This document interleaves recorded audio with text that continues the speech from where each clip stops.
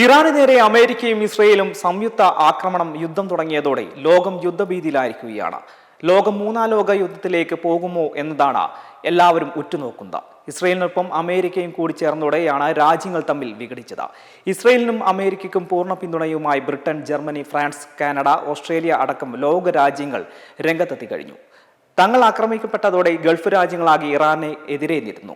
ഇറാനൊപ്പം പിന്തുണയുമായി റഷ്യയും ചൈനയും രംഗത്തെത്തിയിട്ടുണ്ട്. സിറിയ, ഇറാഖ്, യമൻ, ലെബനോൺ അടക്കം മധ്യപൂർവേഷ്യൻ രാജ്യങ്ങളും ഇറാന് പിന്തുണയും അറിയിച്ചിട്ടുണ്ട്. ഗൾഫ് രാജ്യങ്ങൾക്ക് പിന്തുണ നൽകി പാകിസ്ഥാനും രംഗത്തെത്തി കഴിഞ്ഞു. അതേസമയം ഇരുപക്ഷവും സംയമനം പാലിക്കണമെന്നാണ് ജപ്പാന്റെയും ഇന്ത്യയുടെയും നിലപാട് നോക്കിയാൽ തന്നെ ചേരിതിരിവ് വ്യക്തമാണ്. യുദ്ധം തുടരുമ്പോൾ വ്യാപാരം അടക്കമുള്ള വിഷയങ്ങൾ കൂടി പരിഗണിക്കപ്പെടും.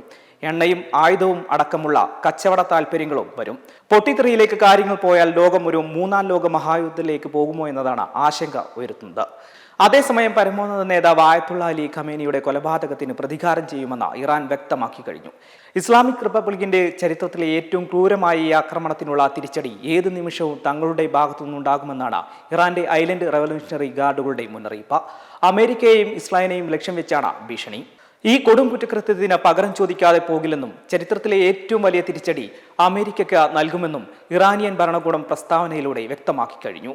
ഇറാനെ അടിച്ചമർത്താനുള്ള ലോകരാജ്യങ്ങളുടെ ശ്രമങ്ങൾക്കെതിരെ ശക്തമായ പ്രക്ഷോഭം ഉടൻ ആരംഭിക്കുമെന്ന് ഇറാന്റെ പരമോന്നത ദേശീയ സുരക്ഷാ കൗൺസിൽ പ്രസ്താവനയിലൂടെ അറിയിച്ചിട്ടുണ്ട്. ഇറാന്റെ ദേശീയ പ്രതിരോധ സുരക്ഷാ തന്ത്രങ്ങൾ ഏകോപിപ്പിക്കുന്ന ശക്തമായ സ്ഥാപനമാണ് പരമോന്നത ദേശീയ സുരക്ഷാ കൗൺസിൽ. ഇറാന്റെ പരമാധികാരിയും സൈന്യത്തിന്റെ കമാൻഡർ ഇൻ ചീഫുമായിരുന്നു ആയത്തുള്ള അലി ഖമേനി. ഇറാന്റെ ചരിത്രത്തിലെ ഏറ്റവും കരുത്തനായ നേതാക്കളിൽ ഒരാളായി കണക്കാക്കപ്പെടുന്ന ഖമേനി വധിക്കപ്പെട്ട സംഭവം ലോകത്താകെയും പ്രത്യേകിച്ച് മിഡിൽ ഈസ്റ്റിലും ഉണ്ടാക്കിയിട്ടുള്ള പ്രത്യാഘാതങ്ങൾ ചെറുതായിരിക്കില്ല. ഏറെക്കാലത്തെ ഗൃഹപാഠനത്തിനൊടുവിൽ നൂതന സാങ്കേതിക വിദ്യ ഉപയോഗിച്ച ഖമേനിയിലുള്ള ഏറെ സുരക്ഷിതമെന്ന് പറയപ്പെടുന്ന സ്ഥലം കണ്ടെത്തിയാണ് വ്യോമാക്രമണം നടത്തി അമേരിക്കയും ഇസ്രയേലും സംയുക്തമായി നടത്തിയ ഓപ്പറേഷനിലൂടെ ഖമേനിയെ വധിച്ചത്. സംഭവത്തിൽ ലോകരാജ്യങ്ങളും നടുക്കം രേഖപ്പെടുത്തിയിട്ടുണ്ട്. ഇസ്രയേൽ US സംയുക്ത വ്യോമാക്രമണത്തിൽ ഇറാൻ പരമോന്നത നേതാവ് ആയത്തുള്ള അലി ഖമേനിയുടെ മകളും മരുമകളും കൊച്ചുമകളും ഉൾപ്പെടെയുള്ള ബന്ധുക്കളും വധിക്കപ്പെട്ടിട്ടുണ്ട്. ഇക്കാര്യം ഇറാൻ സ്റ്റേറ്റ് മീഡിയ സ്ഥിരീകരിച്ചു. പരമോന്നത നേതാവിന്റെ വസതിയിലുണ്ടായിരുന്ന നിരവധി ഉദ്യോഗസ്ഥരും കൊല്ലപ്പെട്ടതായി സ്റ്റേറ്റ് മീഡിയ റിപ്പോർട്ട് ചെയ്തു. BLM കേരള, തമിഴ്നാട്, പോണ്ടിച്ചേരി.